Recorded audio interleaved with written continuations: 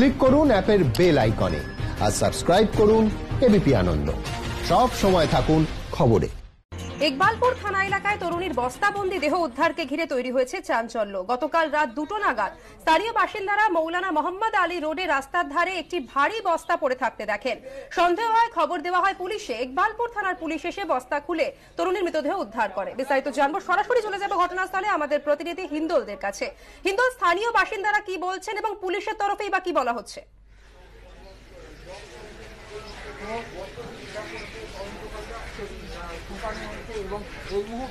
একেবারে তোমাকে প্রথমেই দেখিয়ে রাখি, যেখানে আমরা দাঁড়িয়ে রয়েছি এমএম আলী রোড, এখানেই কিন্তু বস্তাবন্দি দেহ পাওয়া যায়।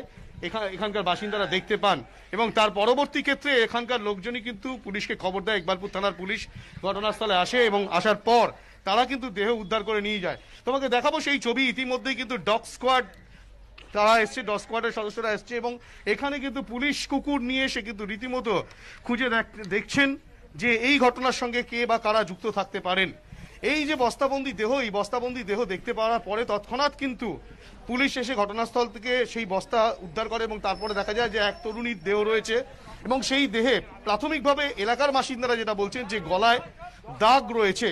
সুতরাং তাকে কি কেউ খুন করেছে কিনা সেই বিষয়টা দেখা হচ্ছে। যদিও প্রাথমিকভাবে এলাকার বাসিন্দারা বলছেন খুনই করেছে, নাহলে তাকে কে বস্তায় বন্দি করলো। যদিও পুলিশ এখনো পর্যন্ত খুনের বিষয়টি স্পষ্টভাবে বলছেন না।